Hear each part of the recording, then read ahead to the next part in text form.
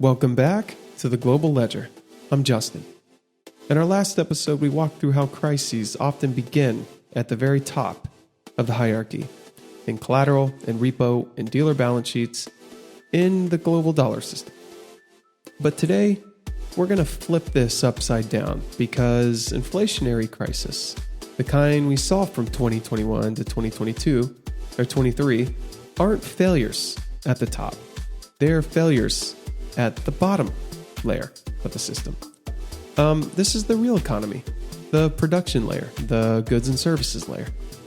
And when the bottom layer gets tight, it pushes back on the financial layers above it.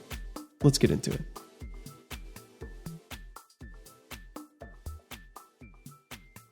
So at this point, we understand kind of the money that sits at the top of the hierarchy. And Perry Merling is a guy that knows more about the system, and I'll probably do an entire episode just on him and his work. And if you get a chance, go online, type in his name, and go read his papers.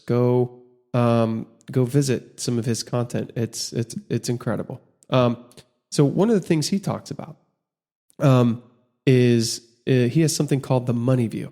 Okay, and this is money as a hierarchy. At the top, it's the Fed and Treasuries.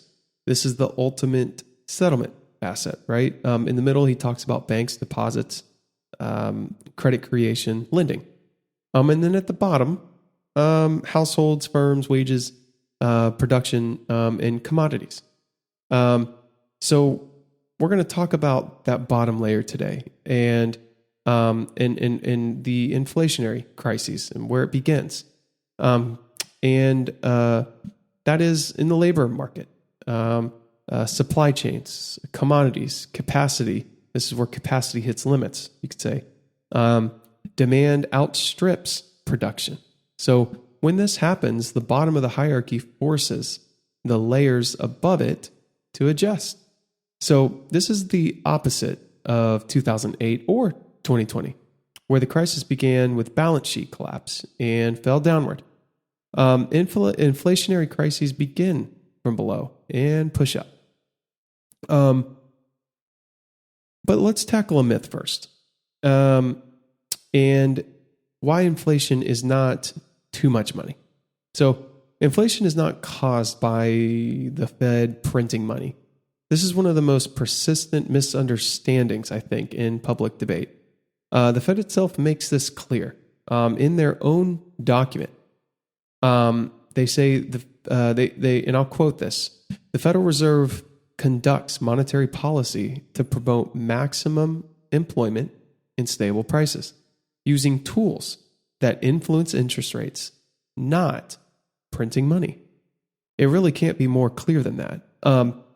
So inflation comes from supply constraints, bottlenecks, labor scarcity would be another one, rising input cost, geopolitical issues.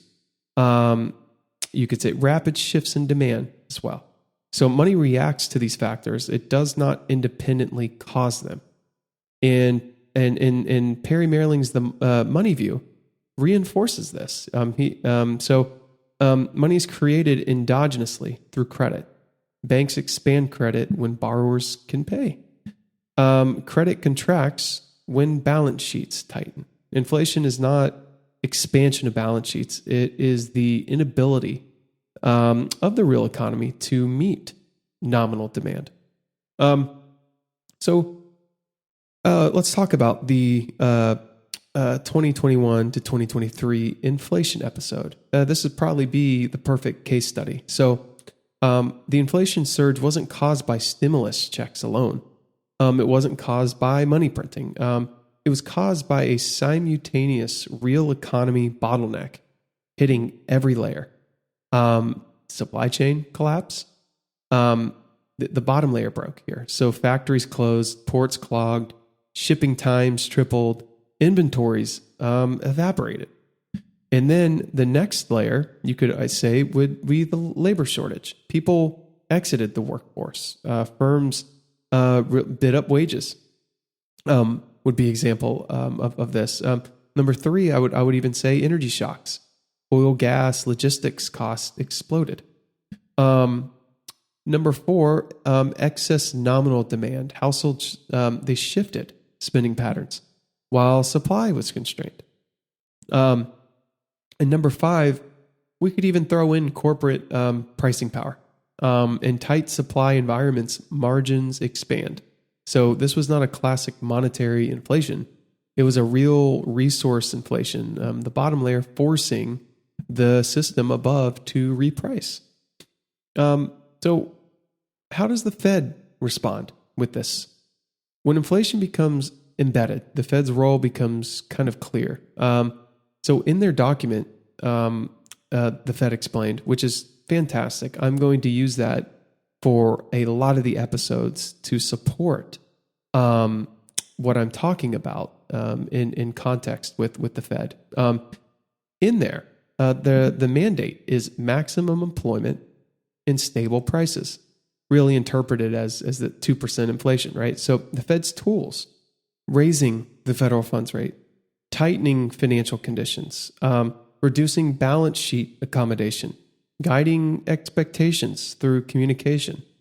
The central insight: the Fed cannot produce more oil, chips, ships, houses, or workers.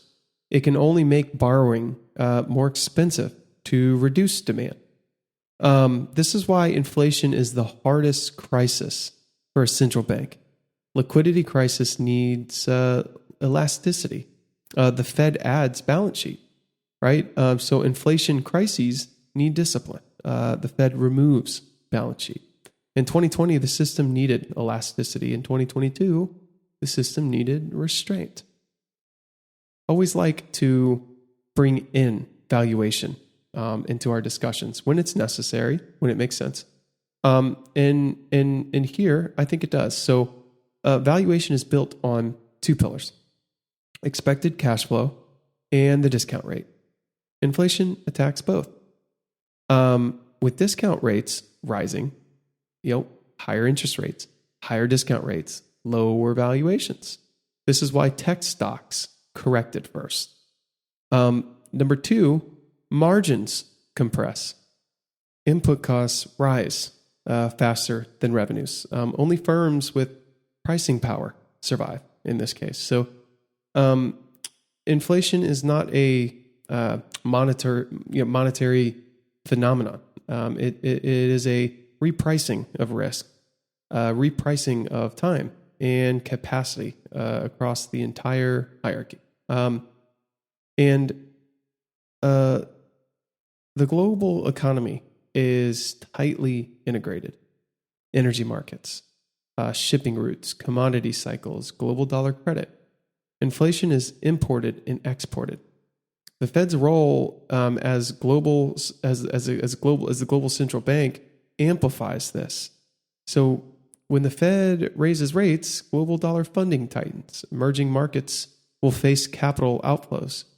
The dollar strengthens. Commodity prices in local currencies rise. So inflation becomes a global balance sheet reshuffling.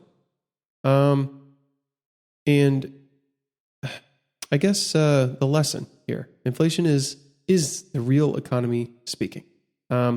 Inflation is not a failure of monetary policy, a failure of money supply, or even a failure of government transfers. Inflation is the real economy saying, I cannot produce what you are trying to buy. And when the real economy hits constraints, the monetary system is forced to adjust, not the other way around. So this is the inversion, you could say, of the hierarchy. So thanks again for listening to episode 35 of The Global Ledger. Today we learned that inflationary crises begin not in banks or markets, but in the deepest layer of the economy, the production layer. In our next episode 36, we're going to travel abroad and we're going to understand the emerging market. and the global dollar squeeze outside the US. Once again, I'm Justin, and thanks for being here.